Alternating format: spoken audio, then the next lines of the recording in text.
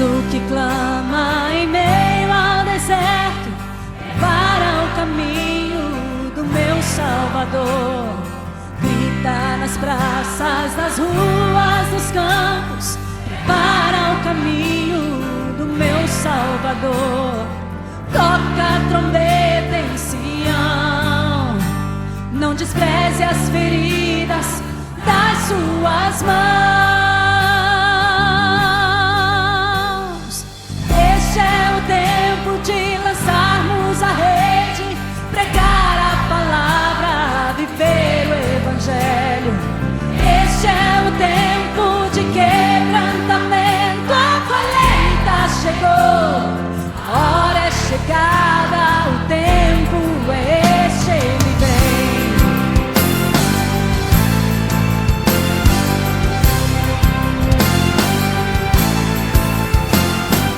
Voz do que clama em meio ao deserto, para o caminho do meu Salvador.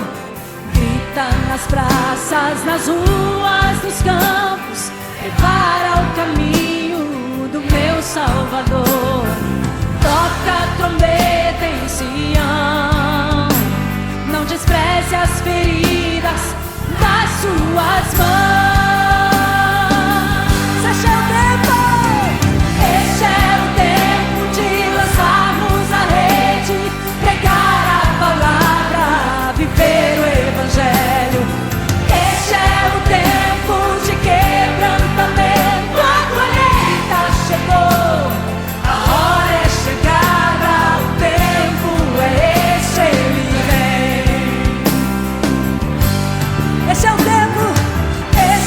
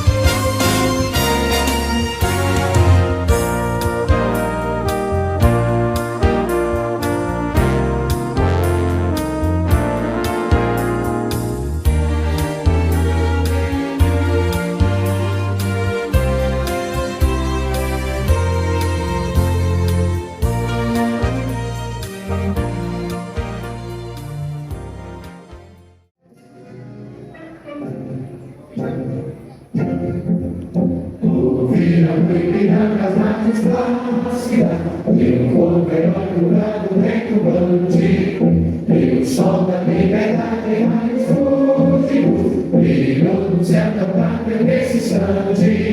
Se o Criador dessa igualdade conseguimos conquistar com um braço forte, em meu seio, ó liberdade, desafio o nosso peito à própria morte.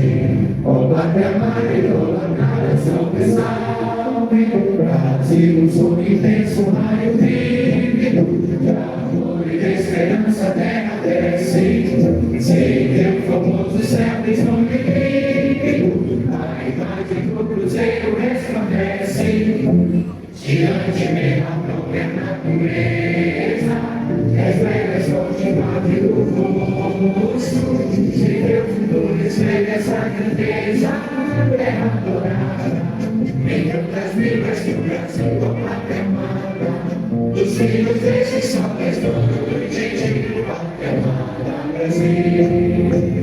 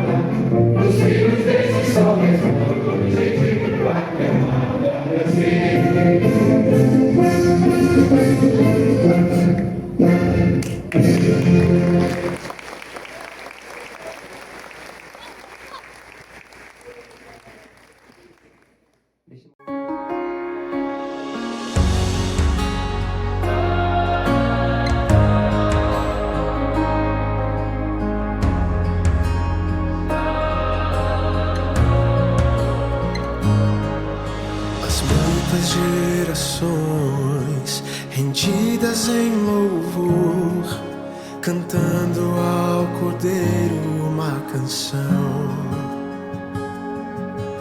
Os que em ti se foram e os que hão de crer, cantando ao Cordeiro uma canção.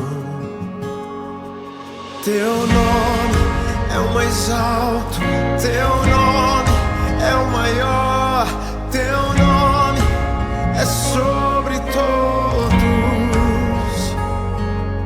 os tronos e domínios, governos e poderes. Teu nome é sobre todos e os anjos clamam: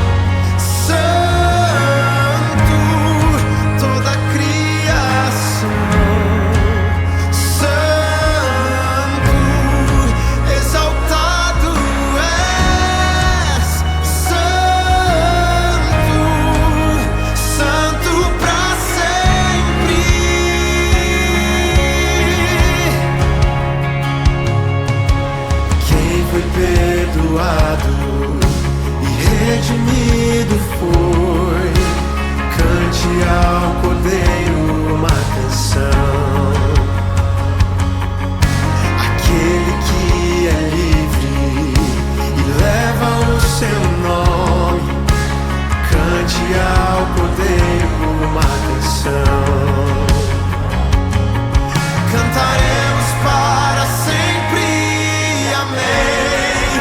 E os anjos clamam, Santo, toda a criação, Santo, exaltado és, Santo, Santo pra sempre.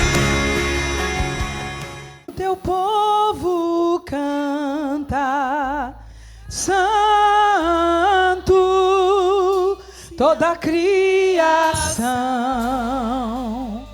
Santo, exaltado és, Santo, Santo pra sempre. E a igreja de Alagoinhas canta pra ele e diz que ele é santo, santo. O coral da igreja canta e diz santo, exaltado és, Santo, Santo pra sempre. aleluia. Quem pode levantar sua mão e dizer que ele é santo? Aleluia, coisa linda. A paz do Senhor Jesus, amada igreja. Que lindo esse congresso de missões. Eu louvo a Deus por estar aqui mais uma vez. É um presente de Deus estar nesta cidade e nessa igreja.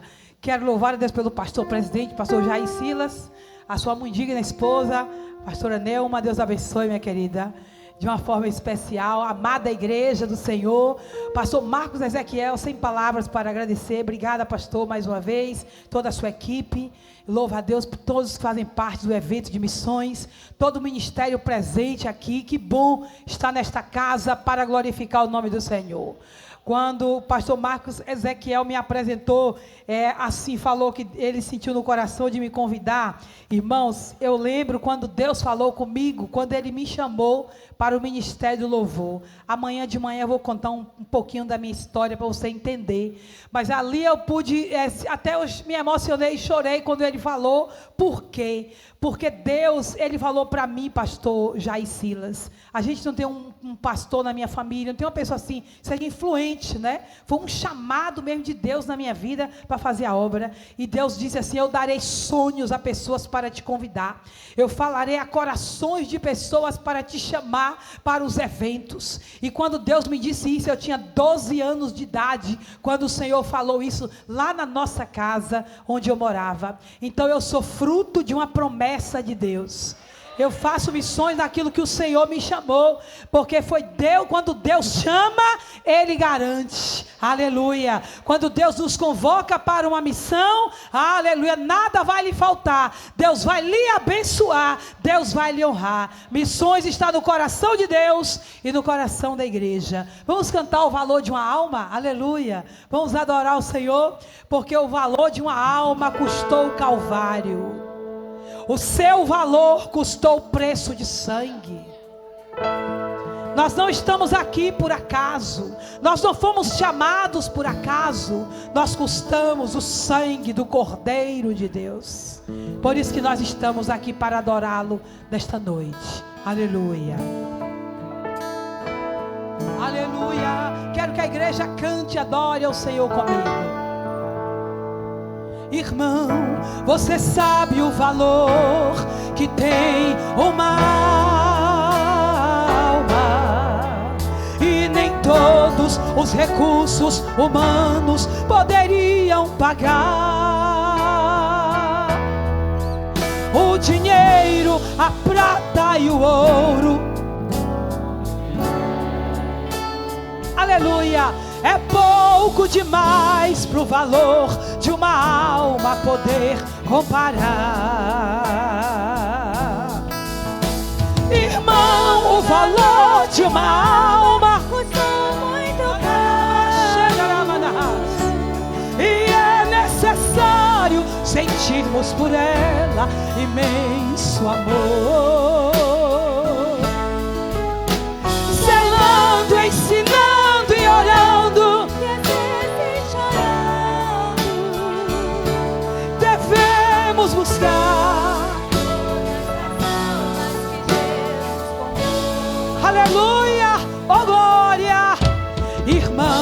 Você quantas vezes tem alma ao teu lado chorando, sofrendo, gemendo com fardo pesado de dor. Mas se ela chegar a perecer, você é o culpado. Mas tenha cuidado, porque uma alma tem muito valor. Aleluia, irmão, o valor de uma alma. E é necessário imenso amor. Canta a igreja, zelando, ensinando e orando. Aleluia, queremos buscar. Aleluia.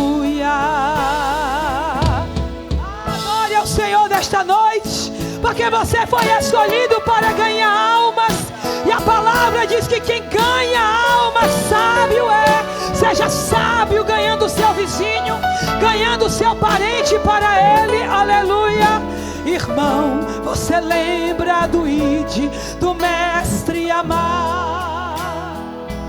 Cante bem forte. Não foi que ele nos deu,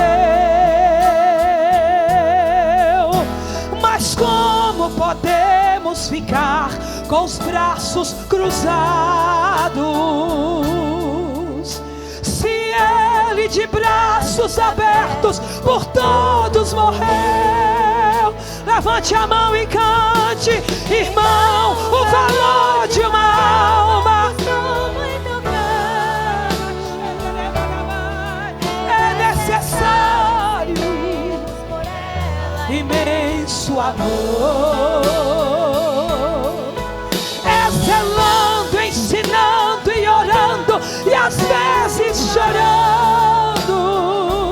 Devemos buscar todas as almas. Irmão, o valor de uma alma custou. Aleluia. Irmão, o valor de uma alma.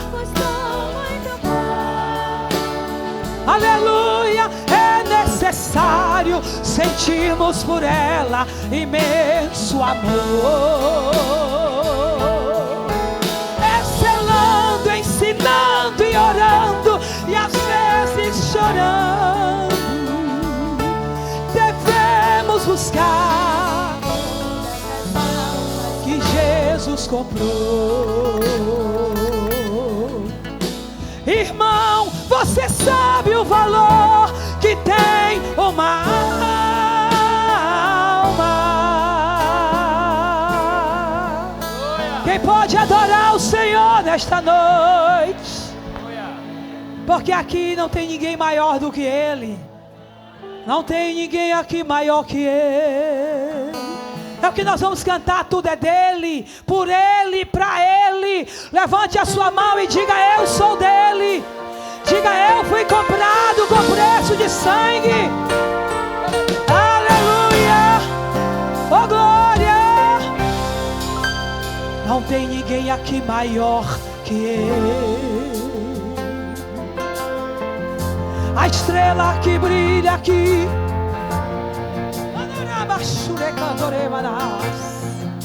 nada acontece além do querer dele. Se eu cheguei na cidade de Alagoinhas, eu vim adorar a Ele. Cadê a igreja que veio glorificar o nome dele? Tem mais alguém aí que veio? Solta a minha voz, é pra cantar e exaltar a Ele. Eu fiz esta canção em homenagem a Ele. Não reclama, não murmure, adore.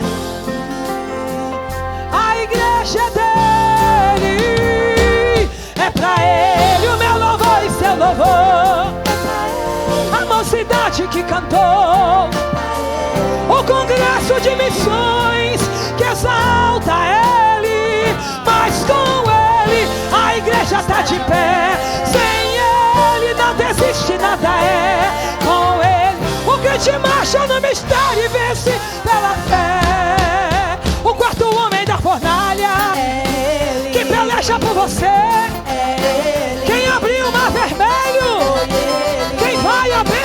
você, quem te chamou pra batalha, quem te convocou pra guerra. A soberania, a glória e o poder, aqui é tudo dele. É tudo dele, a igreja é dele, o congresso é dele. Da porta ao altar quem manda é ele. Esta casa tá cheia, araba cheia de cantorema na raiz. Pra ele, por ele, só ele é o Deus do universo, o criador de tudo. A igreja é dele. Adore, adore, levante a sua mão pra adorar a ele. Adore ele. Seja cheio da glória dele. Adore, adore, adore. Dá glória pra ele. Dá glória. O quarto homem da fornalha, quem peleja pelo Brasil. Quem é que abre a porta? Quem é que fecha a porta? Quem é que faz o que quer? Quem é que manda e comanda? E a soberania, a glória e o poder, aqui é tudo dele. É tudo dele. Quem faz é ele, quem dá é ele, quem mata é ele, quem levanta é ele. Adaraba, cheia, cantareba, é tudo dele. Só ele é o Deus do universo, o criador de tudo. A igreja é dele. Adore, adore. Abre a sua boca pra adorar ele. Adore, adore a ele. Adore, mais forte, mais forte, mais forte. Adore. Levante a mão assim. Adore, adore, adore o nome dele. Mais forte. Adore, adore.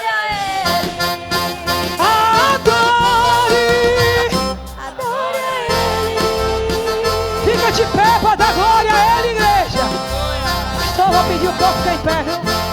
Oh, glória, fica de pé para dar glória pra ele.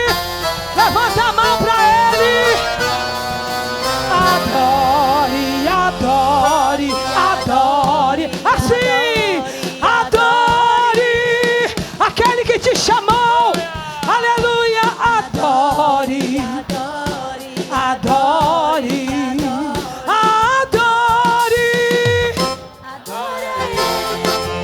O quarto homem da fornalha, quem peleja por você, quem te chamou pra ser missionário. Quem é que tá nessa festa? Quem é que resgata e transforma? Quem é que muda a história? A soberania, a glória e o poder. É tudo dele, do maior ao menor é tudo dele. Da porta ao altar quem manda é ele. Esta casa tá cheia, tá cheia, tá cheia dele. Só ele é o Deus do universo, o criador de tudo. A igreja é dele. Adore, adore. Eita! Quando você adora, ele te cura. Enquanto você adora, ele te enche da glória. Adore, adore, adore.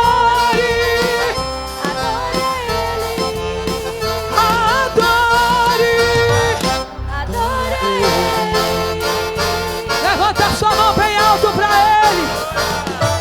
Levanta a sua mão bem alto pra adorar ele. E diga: meu Deus é grande. Diga: meu Deus é grande. Diga: meu Deus é poderoso. Diga: meu Deus me chamou. Diga: eu sou chamado porque ele é grande.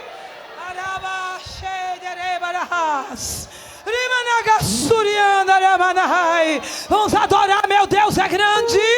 Você está convidado a adorar a ele, a exaltar a ele, porque ele é maravilhoso.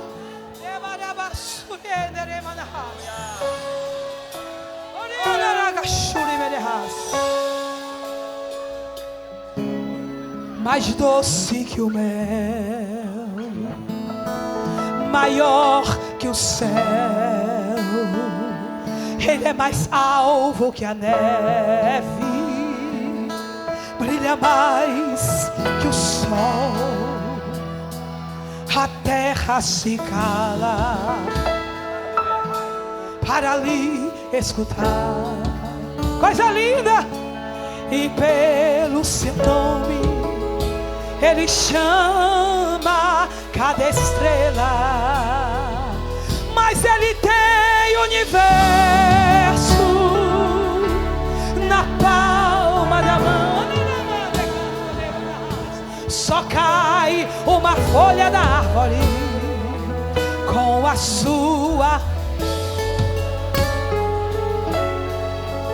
Sabe quantos grãos de areia tem no oceano?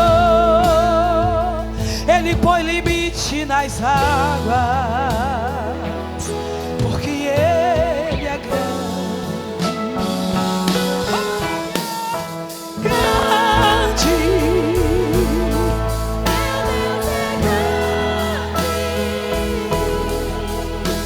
Não existe outro Deus.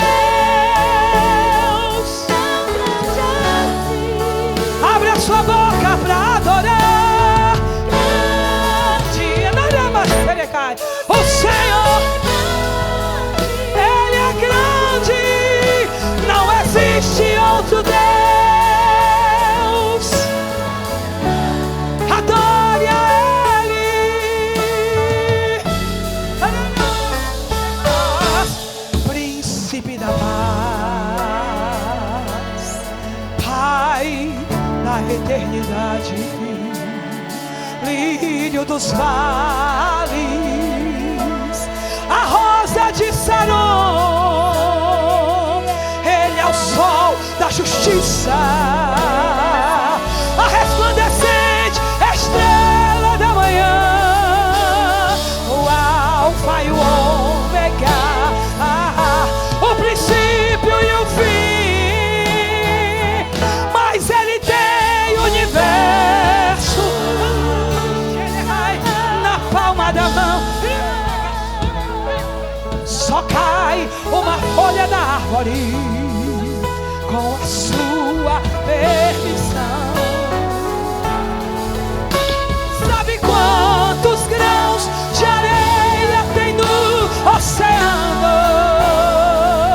Ele põe limite nas águas, porque Ele é grande.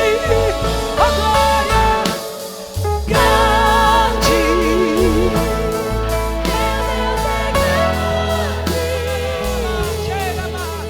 Não existe outro Deus.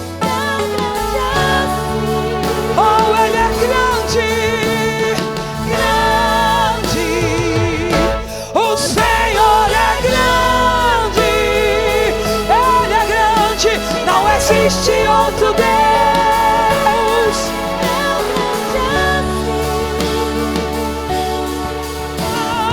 Fez o homem sua imagem, semelhança. Ele está presente no sorriso da criança.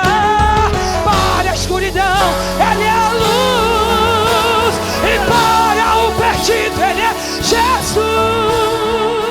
Levanta essa mão bem alta e que adora Ele. Ele é grande.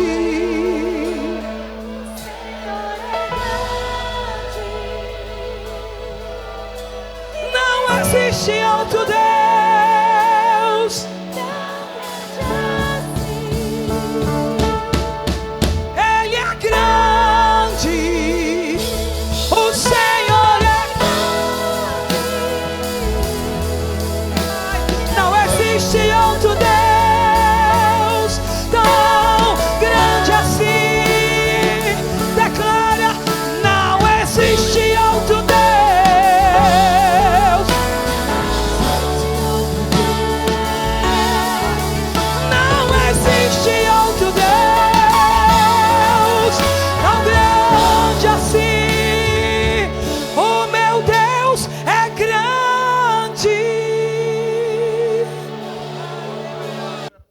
Meus queridos irmãos, a paz do Senhor, pode se assentar-se.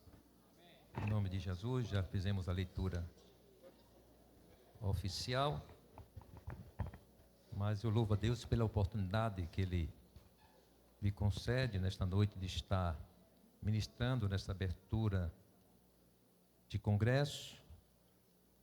E, como bem sabemos, a ministração ou as ministrações em congresso missionário são ministrações de conscientização, de chamamento à nossa responsabilidade, de despertamento espiritual para fazermos aquilo que o Senhor nos direcionou. E eu louvo a Deus pelo o tema escolhido, que é o tema que está sendo da nossa campanha, né? Essa campanha anual, e bem propício para o momento, esse momento que antecede a vinda de Jesus e que precisamos nós como igreja estar fazendo a obra do Senhor. Abra sua Bíblia, sem mais delongas, no capítulo 4 de João.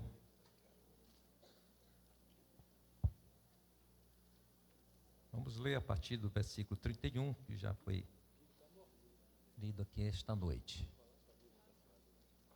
Diz assim: E, entretanto, os seus discípulos lhe rogaram, dizendo: Rabi, come.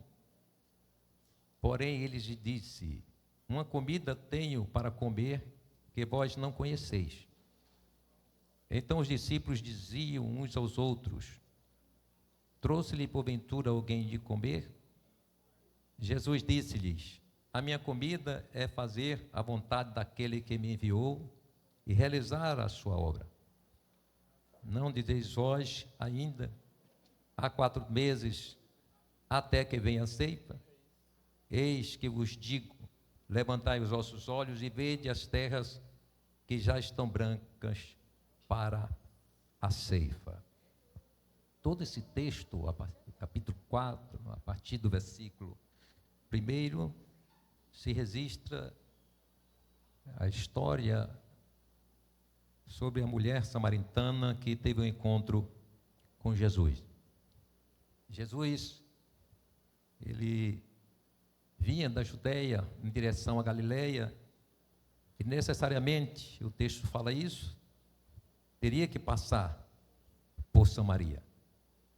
Jesus e os discípulos estavam cansados pelo dia de muito trabalho, de muito operar do Senhor, e eles pararam, portanto, junto à fonte de Jacó, que distava a 1,5 km do centro da cidade ali de Sicar, cidade de Samaria.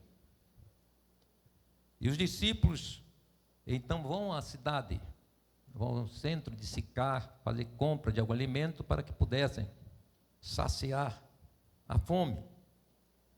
E Jesus resolve permanecer ali na fonte de Jacó. Mas os discípulos, quando retornaram, eles se depararam com Jesus conversando com a mulher. E esse comportamento causou admiração dos seus discípulos, isso porque os judeus consideravam extremamente impróprio que um homem pudesse estar se contactando com a mulher, e principalmente se tratasse de um rabino. E segundo a cultura e tradição, não poderia de forma alguma um homem conversar com a mulher na rua, mesmo sendo a sua esposa. Era algo que estava entranhado na cultura de Israel. E aos discípulos, quando os discípulos chegaram ali naquele lugar, eles se assustaram, justamente por Jesus estar conversando com a mulher, e além do mais, uma samaritana. Haja vista que nós já sabemos que não havia um bom relacionamento entre o reino sul com o reino do norte. E em todo o texto, se nós formos observar, lendo, nós vamos notar que o que aconteceu ali aquele dia foi algo planejado na eternidade. Foi algo já dentro do contexto do plano divino de alcançar aquela mulher samaritana, seus conterrâneos, e ali o Senhor revelar que o Evangelho é um Evangelho de alcance a toda a criatura, a todas as criaturas, a todos os homens. E os discípulos, quando retornaram, eles traziam alimento, e Jesus já estava ali em diálogo, ainda, aí agora com os homens que tinham vindo, por notícia daquela mulher. Os discípulos então oferecem alimento a Jesus. E no versículo 32, na parte B, Jesus diz algo interessante. Ele diz assim: uma comida tenho para comer que vós não conheceis. A leitura que os discípulos fazem, e o texto fala isso, é como que alguém havia providenciado o alimento para Jesus. Mas aí Jesus, ele traz uma outra palavra, que está no versículo 34, quando ele diz: a minha comida é fazer a vontade daquele que me enviou e realizar a sua obra. Na verdade, os discípulos não estavam sabendo o que de fato tinha acontecido ali com aquela mulher, enquanto eles estavam ausentes. Haja visto também que aquela mulher, ela já estava de saída quando os discípulos estavam chegando naquele lugar. E aquela mulher foi à cidade de Sicá e avisou seus conterrâneos que tinha tido um encontro com um profeta, com alguém que tinha revelado toda a sua vida. E isto fez com que aqueles homens, aquelas pessoas que ouviram o testemunho daquela mulher samaritana, acorressem para aquele lugar onde estava este dito profeta, este homem que aquela mulher havia se encontrado. E dentro dessa história entre essa mulher e Jesus, e também os homens, os conterrâneos, aqueles que vieram conhecer, promovendo ali a salvação também daqueles homens, o texto fala isso. Nós queremos nesta noite, eu quero nesta noite, debaixo da graça e da orientação do Espírito Santo, trazer aqui algumas reflexões importantes para a nossa vida cristã pessoal e também como igreja do Senhor. Portanto, tomando como base os versículos 34 e 35, eu vou repetir novamente a sua leitura, que diz: a minha comida é fazer a vontade daquele que me enviou e realizar a sua obra. O versículo 35, e eis que vos digo, levantai os vossos olhos e vede as terras que já estão brancas para a ceifa. Nós observamos aqui neste texto que Jesus pontua algumas particularidades do seu ministério, que também alcança a missão evangelizadora da igreja. Podemos ver nesses textos Jesus ele pontuando a obediência ao Pai. Pontua também a prioridade em fazer aquilo que era urgente, aquilo que era necessário. E por último, percepção espiritual. E vemos no ponto da obediência, e observamos que Jesus, ao declarar que o que importa para ele era fazer a vontade do Pai, e que a sua comida era justamente isso, Jesus estava ali mostrando justamente que ele estava sendo obediente à vontade do Pai.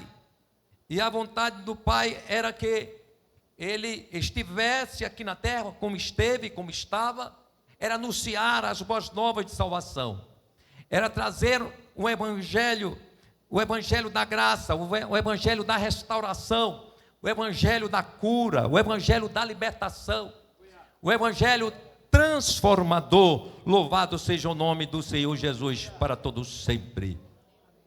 Nós observamos na carta aos Hebreus, no capítulo 10, verso 7, O texto diz assim: então disse, eis aqui venho, no princípio do livro está escrito de mim, para fazer, Deus, a tua vontade. Jesus, ele veio à terra para fazer a vontade do Pai. Evangelização tem que estar debaixo da vontade do Senhor. No no capítulo 5, versículo 30, parte B de João, diz assim: eu não posso de mim mesmo fazer coisa alguma, como ouço, assim julgo, e o meu juízo é justo, porque não busco a minha vontade, mas a vontade do Pai que me enviou. Glória a Deus. Em João 6,38 ele diz: porque eu desci do céu, não para fazer a minha vontade, mas a vontade daquele que me enviou. Glória a Deus. A obediência e submissão de Jesus à vontade do Pai resultou na sua exaltação, no reconhecimento do Pai pelo trabalho realizado. Esse trabalho feito ali firmado na obediência à ordem ou ao projeto do seu Pai. E ele diz assim em Filipenses, Paulo falando aos Filipenses, no capítulo 2, versículo 8 a 11, ele diz assim: e achado na forma de homem, humilhou-se a si mesmo, sendo obediente até a morte e morte de cruz. Por isso também Deus o exaltou soberanamente e lhe deu um nome que é sobre todo nome, para que ao nome de Jesus se dobre todo o joelho dos que estão nos céus e na terra e debaixo da terra, e toda língua confesse que Jesus Cristo é o Senhor, para a glória de Deus Pai. Louvado seja o nome do Senhor. Exaltação é reconhecimento do quão perfeito e eficaz foi a missão salvífica de Jesus. A Bíblia nos exorta: humilhai-vos, pois, debaixo da potente mão de Deus, para que a seu tempo vos exalte. Glória a Deus. Na nossa condição, irmãos, pessoal de crente, e coletivamente como igreja, nós podemos estar conscientes disso, que precisamos evangelizar, e evangelizar é questão de obediência à vontade de Deus. E qual é a vontade de Deus? Em 1 Timóteo, no capítulo 2, versículos 3 e 4, Paulo revela, ele diz: porque isto é bom e agradável diante de Deus nosso Salvador, que quer que todos os homens sejam salvos e venham ao conhecimento da verdade. Glórias ao nome do Senhor Jesus. E podemos assim então trazer esse exemplo de Jesus ali na sua obra de salvação para aquela mulher samaritana, e comparando com a igreja, trazendo para a nossa realidade, nós temos que entender que a igreja do Senhor, ela cumprirá o propósito da salvação, se, somente se, ela obedecer literalmente ao ide imperativo de Jesus, que nós sabemos que está escrito em Marcos 16, 15. O texto de Romanos, no capítulo 10, 14 e 15, ele traz justamente essa questão desta responsabilidade, da obediência a esta ordem de Jesus. E diz assim: como, pois, invocarão aquele que não creram? E como crerão naquele de que não ouviram? E como ouvirão se não há quem pregue? Aqui está falando de disponibilidade individual. Está falando de obediência pessoal. Mas o texto continua: e como pregarão se não forem enviados? Aqui é o compromisso da igreja em fomentar a evangelização, em fomentar a obra missionária. É isto que cabe à igreja, a obediência em enviar obreiros, enviar missionários, incentivar a evangelização, criar meios e formas as mais diversas possíveis para que o trabalho de evangelização e de ganhar almas seja viabilizados. Louvado seja o nome do Senhor Jesus para sempre. Jesus traz também, através deste diálogo com essa mulher, que é importante considerar a prioridade, priorizar aquilo que é urgente. Quando ele diz: A minha comida é fazer a vontade daquele que me enviou. E Jesus estava faminto. Jesus precisava se alimentar. Mas aquele momento era um momento urgente. Era um momento necessário. Era a oportunidade que Jesus tinha para ganhar aquela mulher, para chegar ao coração daquela mulher, a sua alma, como chegou. Glórias ao nome do Senhor Jesus. Ele está declarando aquilo que é mais urgente. E aquela hora era necessária. Não podemos perder a oportunidade. Não se pode perder a oportunidade. Esta lição que Jesus traz para nós. Glórias ao nome do Senhor Jesus. Urgente é aquilo que não pode ser prolongado. É aquilo que não pode deixar para amanhã. É aquilo que não pode ser substituído. É algo que não pode se esperar. Glórias ao nome do Senhor Jesus para sempre. Portanto, devamos, irmãos, considerar que ganhar uma alma ou salvar uma alma é mais importante do que qualquer atividade da nossa vida. E quando necessário, por conta de uma alma, a gente prorroga a nossa hora de alimentar, se muda a data de viagem, sim, altera a programação com a família, transfere o entretenimento, muda o dia do churrasco com os amigos. Glórias ao nome do Senhor Jesus. Isto por conta de uma alma. Jesus nos deu esta lição. Glória a Deus. A parábola da ovelha perdida, que está em Lucas 15:4, mostra justamente a prioridade. A Bíblia conta, a parábola de Jesus conta que haviam 100 ovelhas, glória a Deus, mas uma delas dispersou-se, ela saiu de fora do redil e também está ali em meio ao rebanho, e Jesus deixou, portanto, as 99 no abrigo e foi ao encontro daquela que estava perdida. Isto é prioridade, isto é urgência. Louvado seja o nome do Senhor Jesus. A igreja desse tempo precisa urgentemente priorizar o resgate das vidas que estão caminhando para a condenação. A gente sabe que festa de congressos, seminários, simpósios, festival de música, retiro, trabalhos específicos, outros, como Dia com Deus, etc. São programações que podem e trazem benefícios à igreja e à vida das pessoas. Glórias ao nome do Senhor. Mas o mais urgente é ganhar almas para Jesus. O mais urgente é ir às ruas, é ir aos presídios, é ir aos hospitais, é os falados, aonde estão aqueles que são rejeitados, aleluia, pela sociedade. É hora, portanto, a igreja levantar e considerar que é urgente anunciar o evangelho da salvação de Deus. E a Bíblia nos afirma que quem prioriza a expansão do reino, porque quando a igreja evangeliza, ela está justamente fazendo com que o reino do Senhor se expanda.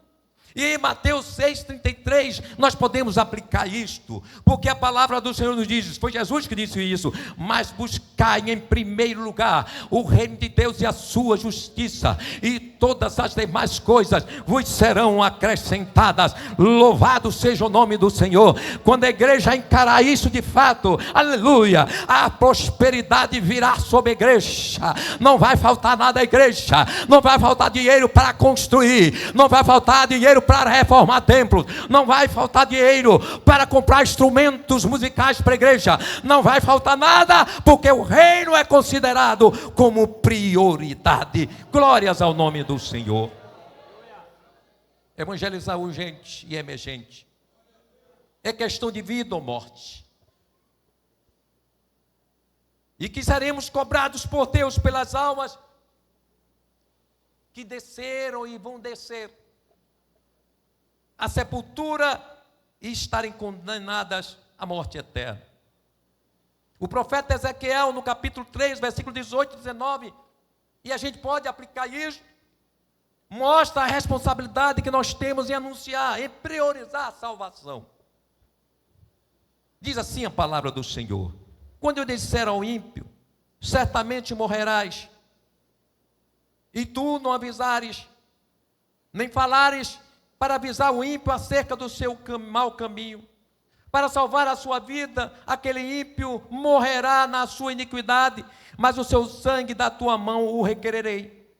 Mas se avisares ao ímpio e ele não se converter da sua impiedade e do seu mau caminho, ele morrerá na sua iniquidade. Mas tu livraste a tua alma. Glória a Deus. Segundo Timóteo 4:2, Paulo diz que pregues a palavra, insta em tempo, fora de tempo. Não podemos perder tempo. Aleluia. Devamos correr, acelerar para anunciar o evangelho do Senhor Jesus. Louvado seja o nome do Senhor Jesus. Quantas vezes perdemos tanto tempo em discussões acaloradas contra as ações ditadoras do juiz que está aí aterrorizando a nação, do caos do governo atual e outros temas que consomem a vida do brasileiro, e deixamos escapar de nossas mãos a oportunidade de falar daquele que é o juiz dos juízes, do presidente dos presidentes, que é justo e justiça, que é honesto, que é incorruptível, aquele que é imaculado, onipotente, onisciente, onipresente, maravilhoso, conselheiro, Deus forte, Pai da eternidade, príncipe da paz, salvador eterno, restaurador, libertador, médico dos médicos, consolador, defensor dos pobres, marido das viúvas, pai dos órfãos, socorro do aflito, provedor dos necessitados, água da vida, pão celestial, força do fraco, coragem do medroso, graça abundante, misericórdia, alegria, promotor do perdão e reconciliação, restaurador do casamento que está em destroços, domador do filho e filha rebeldes, o Deus de Abraão, Isaque e Jacó, o Deus de Israel, o Deus da igreja. Aleluia! Jesus nos ensina que devemos ter percepção espiritual. E Jesus diz assim: levantei os vossos olhos e veide as terras. Aqui podemos extrair um dos aspectos que envolve, ou alguns aspectos que envolvem a evangelização. A percepção. Jesus, como ungido de Deus e cheio do Espírito Santo, ele tinha uma percepção muito fina. Jesus, ele percebia as coisas nos seus mínimos detalhes, no olhar, no movimento de alguém. Ele conseguia discernir, entender o que poderia estar acontecendo com aquela vida. Ele sempre esteve atento àquilo que ocorria ao seu redor. E Jesus, ele ao ver aquela mulher ali, ele teve a percepção do que aquela mulher, ela necessitava, o que era e o que necessitava.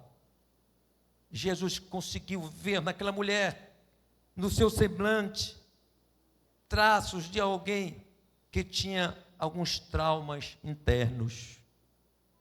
Observando também outro momento da percepção de Jesus, a mulher do fluxo de sangue, no meio de uma multidão tão grande, Jesus teve a sensibilidade, a percepção, no meio daquela multidão que todos tocavam nele, mas Jesus sentiu, teve percepção de um toque diferente, das outras pessoas. E o texto diz em Lucas 8, 45 e 46, quando Jesus diz: quem é que me tocou? Aleluia! E ali a gente vê justamente Jesus sentindo, percebendo que aquele toque não foi um toque qualquer, mas foi um toque especial. Louvado seja o nome de Jesus. Essas mesmas sensibilidades que Jesus teve, tanto com a mulher samaritana como essa mulher do fluxo de sangue, nós podemos ver que a mesma sensibilidade espiritual que Jesus tem dos moradores de Corazim, de Betsaida e Cafarnaum, que está em Mateus 11, 21 e 24, que diz assim: ai de ti, Corazim, ai de ti, Betsaida, porque se em Tiro e em Sidom fossem feitos os prodígios que em vós fizeram, há muito que se teriam arrependido com saco e com cinza. Por isso eu vos digo que haverá menos rigor para Tiro e Sidom no dia do juízo do que para vós. E tu, Cafarnaum, que foste erguida até o céu, serás abatida até o inferno, porque se em Sodoma tivessem sido feitos os prodígios que em ti se operaram, teria ela permanecido até hoje. Eu vos digo, porém, que haverá menos rigor para os de Sodoma no dia de juízo do que para ti. Então Jesus mostra a grande percepção que ele tinha. Não era percepção comum, era algo vindo do Espírito Santo. A igreja precisa ter percepção. A igreja precisa ter a sensibilidade do que se acontece ao seu redor. A igreja precisa ter percepção nos olhares das pessoas. Um olhar fala muita coisa. Um olhar denuncia as pessoas, o seu estado de espírito muitas vezes. Portanto, a igreja precisa dessa visão, para quando nos depararmos, passarmos pelas ruas, e nos depararmos com pessoas aflitas, estão aflitas internamente, mas a igreja, o crente, na unção, inspiração e direção do Espírito Santo, ele consegue perceber que há algo na alma daquela pessoa. Glória a Deus. Mas todo o texto, eu preciso acelerar aqui, todos os 2 textos, que envolvem, ou todo o capítulo que envolve a mulher samaritana e os seus conterrâneos, nos leva também a observar alguns aspectos do Evangelho. O Evangelho, ele é oportunista e provocador.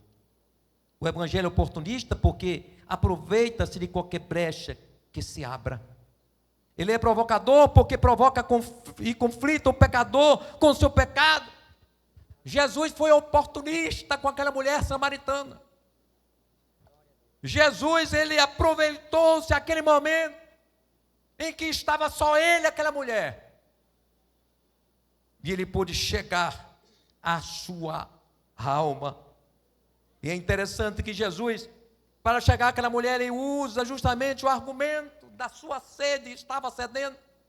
Não podia ele tirar a água dali, era um poço, a Bíblia diz, era profundo. Ele não tinha nenhuma vasilha, nada ali que pudesse pegar ou coletar aquela água, e ele chegando naquela mulher, e aquela mulher ali que veio justamente pegar água, levar água para a sua casa. E Jesus aproveita esse momento da sua sede e consegue envolver aquela mulher, e consegue rasgar o seu coração, e aquela mulher recebeu, glória a Deus, a salvação divina, glória a Deus. O Evangelho é provocador. Jesus provocou aquela mulher nas suas tradições religiosas, naquilo que ela pensava, na sua cultura, porque ela questionou essa cultura de que não poderia ter contato nem com mulher, nem tampouco a samaritana com o judeu. Mas Jesus, ele passou por cima de todas essas coisas, porque o Evangelho, ele é oportunista e provocador.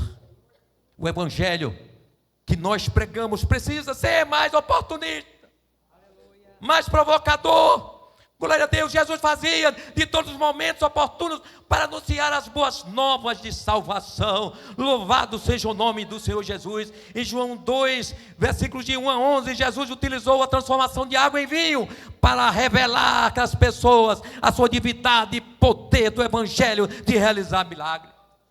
Glória a Deus. Em João 11, versículos 21 a 57, Jesus utiliza-se da morte de Lázaro para pregar que ele era a ressurreição e a vida. Glória a Deus. Em Lucas 17, do versículo 11 a 19, Jesus utiliza, aleluia, da cura dos leprosos para dizer que o Evangelho purifica e salva. Glória a Deus. Em Marcos 5, do versículo 1 a 17, aleluia, Jesus utilizou o jovem possesso de Gadara para revelar que o Evangelho liberta o homem da escravidão de Satanás. Louvado seja o nome do Senhor. Portanto, o verdadeiro Evangelho não perde tempo. Ele se vale de todas as oportunidades e meios. Não estamos sendo oportunistas e provocadores. Ainda que de posse de poderosas armas tecnológicas que estão em nossas mãos. E eu posso fazer uma crítica aqui também, essa crítica construtiva aí nos alcança. O uso da internet tem sido um uso não inteligente e nem bíblico.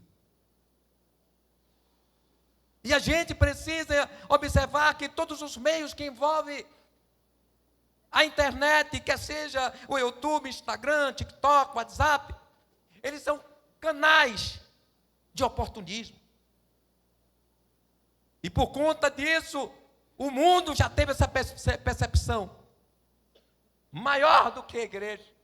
Jesus nos ensina que o evangelho limitado, o evangelho formal, o evangelho engessado, o evangelho discriminador e segregador, legalista, não é o verdadeiro evangelho de Cristo. E a gente tem que analisar que a essência, uma das essências do evangelho é o amor. O amor de Deus. Este amor que foi expressado de forma voluntária por Jesus, pela sua entrega. Jesus entregou seu Filho unigênito à morte de cruz por homens e mulheres pecadores, assim como nós. Glória a Deus. O evangelho de Cristo, ele rompe as fronteiras territoriais e étnicas. Jesus morreu pelo branco, pelo negro, pelo pardo. Jesus morreu pelos civilizados e incivilizados. Jesus morreu por todos. Ele morreu pelo europeu, pelo asiático, pelo africano. Sim, Jesus morreu pelos latinos americanos. Jesus morreu por pessoas de todas as nações. Glórias ao nome do Senhor Jesus. Jesus mostra também que o evangelho ele é inclusivo. Este é o tema, é a expressão mais usada, é a expressão do momento, a inclusão. O evangelho de Cristo, ele é sim inclusivo, ele é agregador. Ele não discrimina ninguém. O evangelho ele é tolerante, porém não conivente com comportamento pecaminoso. E a gente sabe muito bem que Jesus ele expressou o seu amor por todas as pessoas. E esta é a essência também da igreja. A igreja não faz discriminação de quem quer que seja. Glória a Deus. Ele pode entrar aqui na igreja, aleluia, porque o evangelho de Jesus tem suas portas abertas ao pobre, ao rico, ao andarilho, ao político, ao juiz, ao advogado, ao delegado, ao comandante de agremiações militares. Recebe professores, reitores de universidades, aleluia, filósofos, sociólogos, cientistas, religiosos e ateus. Mas o que o evangelho faz com essas pessoas? O evangelho também, ele recebe prostituta, abraça homossexual e lésbica, dá as mãos ao delinquente, abraça o viciado em drogas, acolhe o deficiente físico e ao débil mental. E eu posso dizer que a Assembleia de Deus de Alagoinhas é inclusiva. Mas a igreja, a visão dela é a visão de Jesus. E qual é a visão de Jesus? É mudar as pessoas, é entrar em suas almas e fazer o que precisa ser feito. Então o evangelho, o que é que faz com essas pessoas? Salva, transforma, restaura, liberta. Aleluia. Aleluia. Dá dignidade moral e social. Faz santuário do Espírito Santo. Batiza com o Espírito Santo. Dá graça e plenitude espiritual. E ainda prepara para morar no céu. Louvado seja o nome do Senhor. Jesus traz também que o evangelho é transformador. Aqui está mais uma essência do evangelho. O evangelho só ele tem o poder exclusivo de salvar. E salvar é mudança de percurso, é mudança de comportamento, é mudança de vida. É transformar um homem condenado ao inferno a morador dos céus. Só o evangelho consegue transformar as pessoas. Estamos em um tempo de muitas pessoas doentes na alma. Os psicólogos estão aí com suas agendas lotadas. Por tantas pessoas carecendo de trazer soluções da alma. Mas só a igreja e o evangelho, através do evangelho, tem o poder exclusivo de entrar nas almas dessas pessoas. Portanto, terapias alternativas espirituais como a acupuntura, aromaterapia, cromoterapia, fitoterapia, terapia floral, homeopatia,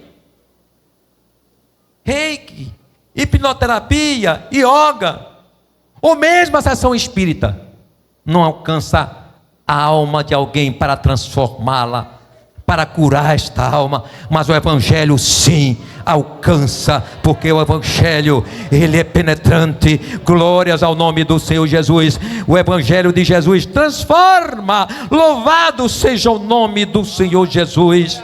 E este evangelho que transformou a adúltera samaritana em uma missionária em Samaria, transformou a prostituta Maria Madalena em seguidora de Cristo, transformou o cobrador de impostos Zaqueu em um homem digno.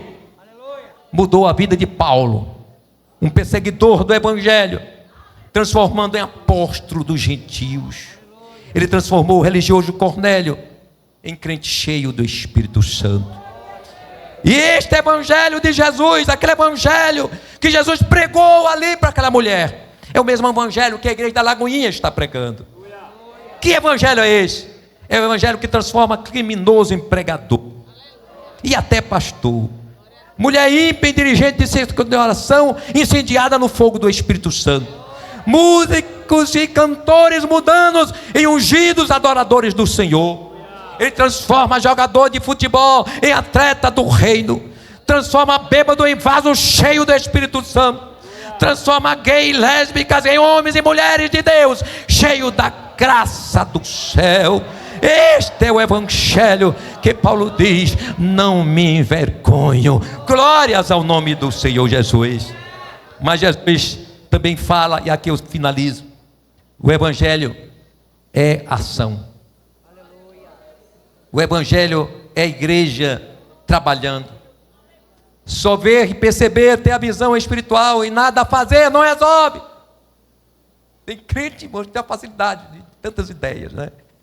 E até tem revelação, tem sonho, tem visão de evangelização, de obra missionária, e até na opita, dá opiniões, e conta para todo mundo que Deus mostrou algo. Tem outros que só vê, e aqueles que só vê, ele fica olhando os pontos vulneráveis da evangelização, pastor Marco. Ele fica olhando se o som não prestou. Ele fica olhando, tem pouca gente. Ele fica olhando assim, olha, falta outros bairros. O evangelho só está concentrado aqui e ali. A igreja está cheia de pessoas que querem só ver, que querem só optar. São pessoas que até têm um mapa mental dos pontos mais críticos e necessários que a igreja precisa pregar, mas ele não comparece na evangelização. Tem muitos crentes assim, mas ele nada faz. E o que eu posso dizer nessa noite é que a igreja tem observador demais. A igreja tem olheiro demais. A igreja não precisa de investigador da obra evangelizadora. A igreja precisa de executores da evangelização. A igreja precisa de homens destemidos, de soldados que tenham a coragem de avançarem o inferno e arrebentar as suas portas, como Jesus declara que as portas do inferno não prevalecerão contra a sua igreja. Aqui é evangelização. A igreja rompe as portas do inferno pela evangelização, pela obra missionária. Louvado seja o nome do Senhor, nosso Deus, para todo sempre. Mas preciso falar algo aqui. Uma crítica que eu faço para, principalmente os pastores. Isso é coisa que nasceu há décadas. Então, nas iniciativas que a igreja teve através de pastores para facilitar essa intenção, para que pudesse, quem sabe, a obra ela desenvolver melhor. pensando num dinamismo maior, nos projetos da igreja. E então a igreja, os líderes criaram a departamentalização da igreja. E o que percebemos que não surtiram os efeitos esperados. E aí podemos dizer que também nessa pulverização, desta departamentalização, a evangelização, ela foi a que mais sofreu. Por que se diz isso, pastor? Porque quando foi criada uma equipe de evangelização, a intenção foi ter um grupo que organizasse, que coordenasse, que liderasse. Mas a leitura que a igreja fez, que os crentes fizeram, foi que aquela equipe, ela seria a sua substituta, o seu substituto. E os crentes se acomodaram, descansaram, adormeceram na confiança do trabalho de outras pessoas. Que prejuízo! A igreja, muitos crentes perdeu o seu dever pessoal de evangelizar. E evangelizar, ela cabe à criança. As crianças podem evangelizar. As nossas crianças aqui em Alagoinhas evangelizam. Os adolescentes podem evangelizar. E é obrigação deles também evangelizar. Os jovens, os adultos e até os anciãos da igreja, eles podem evangelizar. E é a obrigação de todo crente. Paulo fala isso, 1 Coríntios 9,16. Porque se não anuncio o evangelho, não tenho de que me gloriar, pois me é imposta essa responsabilidade. E ai de mim, se não anunciar o evangelho. Mas nesse compromisso da igreja, nessa ação da igreja, não pode ser de qualquer forma. É ação com autoridade espiritual. E estamos estudamos 2 quintas-feiras seguidas, falando sobre os dons espirituais, sobre a necessidade da igreja ser cheia do Espírito Santo. E aqui está o carro-chefe para a evangelização e para a missão bem-sucedida. É homens e mulheres cheios do Espírito Santo do Senhor. Em Atos 1:8, o Senhor deu a promessa: mas recebereis o poder do Espírito Santo que há de vir sobre vós, e ser-me-eis testemunhas, tanto em Jerusalém como em toda a Judéia, fica em pé em nome de Jesus, e Samaria, e até os confins da terra. Aleluia. Em Marcos 16, 15 a 18, e disse-lhes: ide por todo o mundo, pregai o evangelho a toda criatura. Aí vem agora o evangelho com autoridade. Ele diz: quem crer e for batizado será salvo. O evangelho com autoridade espiritual produz salvação de vidas, mas quem não crer será condenado. Aí ele diz: e estes sinais. Aqui não trabalha a igreja que evangeliza. A igreja que evangeliza tem milagres. A igreja que faz missões tem milagres. Glória a Deus. O texto nos chama a essa compreensão.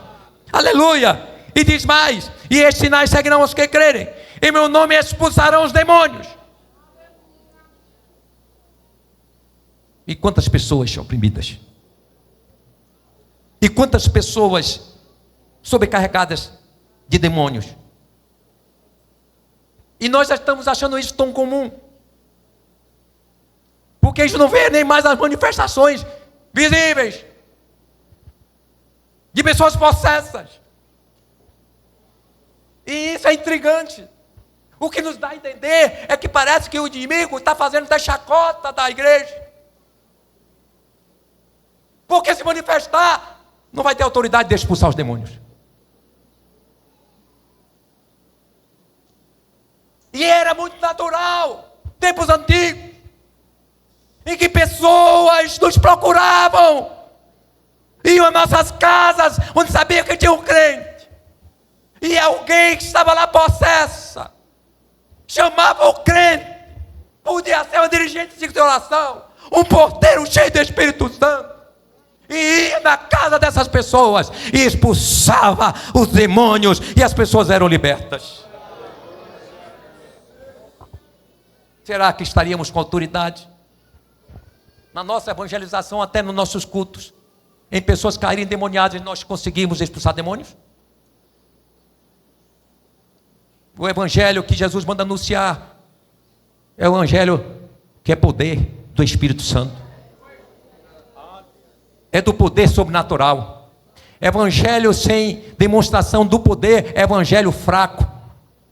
É um evangelho carente de ser melhorado, de ser transformado. E nesta noite inicia este congresso missionário que é de conscientização, como essa ministração é de conscientização,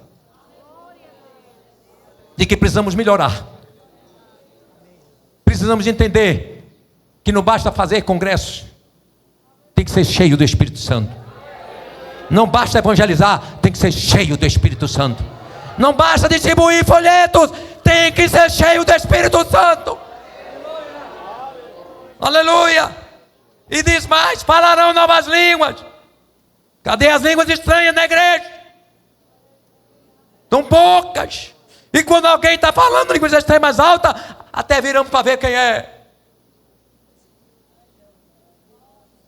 Pegarão na serpente. Se pegar, vai morrer. Porque tem muitos de nós descobertos de poder.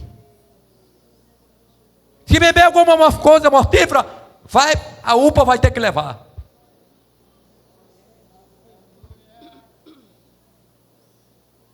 E porão as mãos sobre os enfermos, aqui dói, e os curarão. E cada dia multiplica crente doente. Visita crente, ora, nada acontece.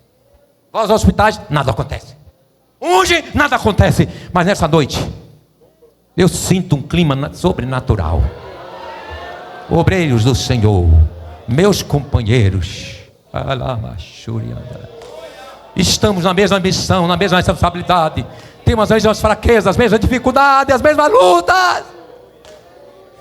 Mas há um Deus que nos chamou, que nos ungiu e nos deu a responsabilidade espiritual de fazer valer o Evangelho do Senhor. A igreja está esperando isso dos púlpitos, homens cheios da autoridade espiritual, que diz para o paralítico andar, e ele vai andar, porque assim é o Evangelho do Senhor. É hora de partir para a ação. Não basta ter um projeto evangelístico espetacular. Não basta ter estratégia pujante, não basta dar ideias mirabolantes. O interessante é a ação. Estamos no tempo de espera. Queremos esperar que as pessoas venham à igreja.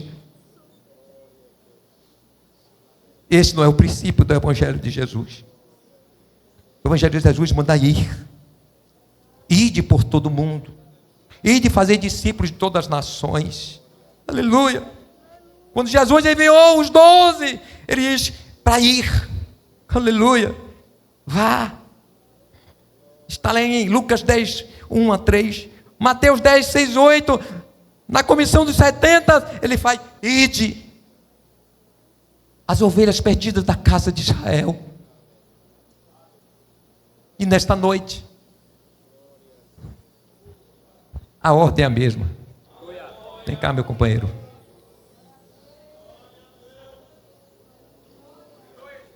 Coloca aí a mão no ombro de cada um aí, em nome de Jesus.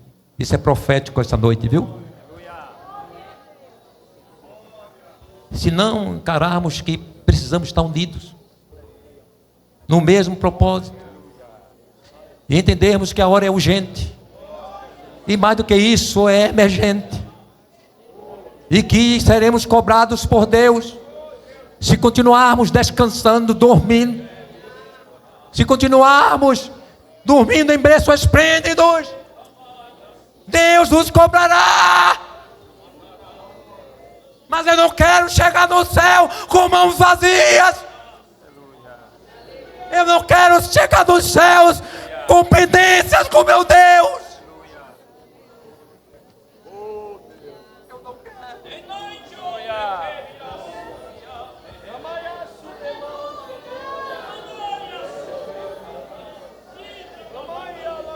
E nesta noite Jesus nos trouxe aqui para dizer: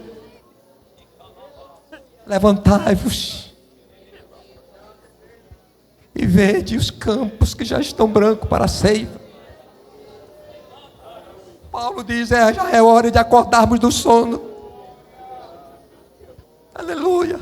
É hora de desbravarmos, é hora, pastor Marcos Ezequiel, aleluia, de acabar toda a diferença, acabar as picuinhas, acabar tudo aquilo que tem trazido dificuldade e a igreja marchar. E essa noite o Espírito Santo passeia para lá e para cá nesse púlpito, passeia para lá e para cá, aí embaixo, aonde os irmãos estão, e dizendo: unidade, unidade, unidade, unidade.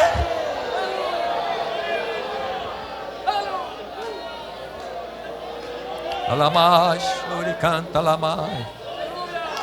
Levanta, em nome de Jesus. Alamais, recebe a graça, recebe a força do Senhor. Se você não sabe pregar, distribui folhetos. Se não sabe, aleluia, cantar, glorifica Jesus, mas faça alguma coisa. Ore, interceda, contribua, faça alguma coisa, porque Jesus está vindo. Jesus está vindo. Jesus está vindo. Jesus está vindo. Vamos.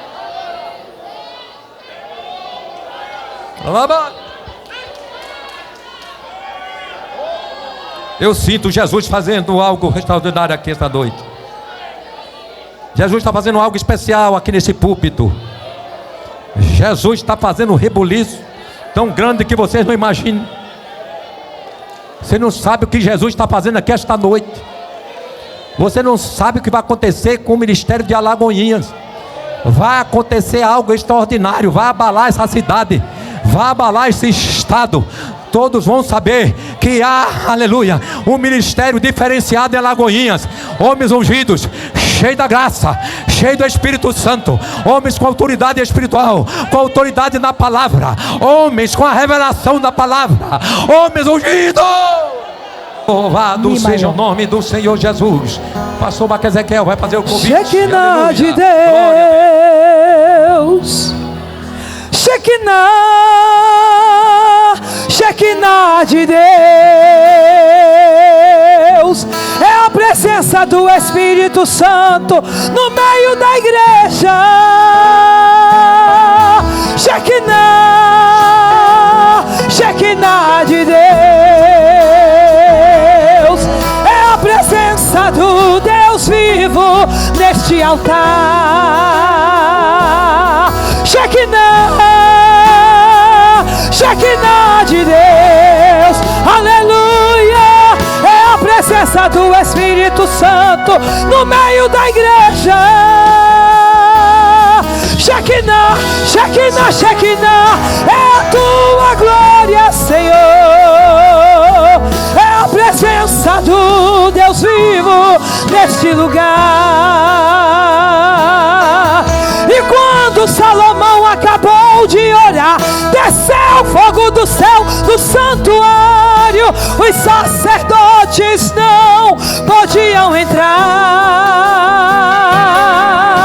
O povo caía de rosto no chão, prostrava no altar em adoração. Quando Deus, Ele está presente, é Shekinah, Shekinah, Shekinah de Deus, é a glória do Senhor, é a presença do Espírito Santo no meio da igreja.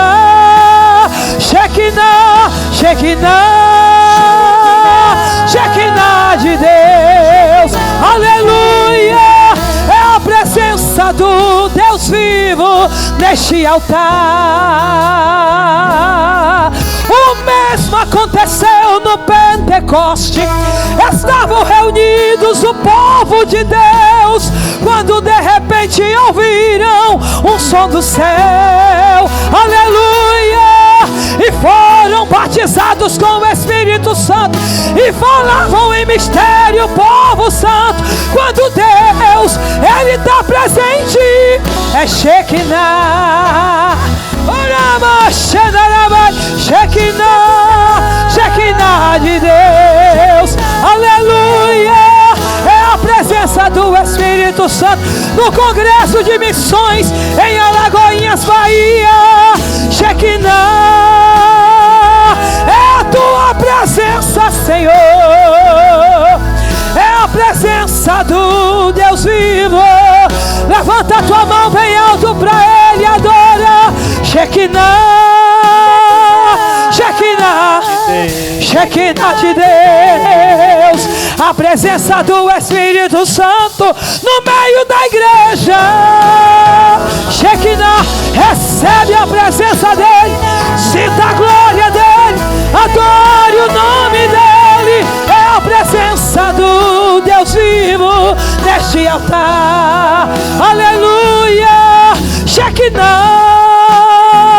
Shekinah de Deus, Shekinah de Deus. É a presença do Espírito Santo no meio desta igreja. Shekinah, é a tua glória, Senhor. É a presença do Deus vivo neste lugar. Aleluia. Glória a Deus.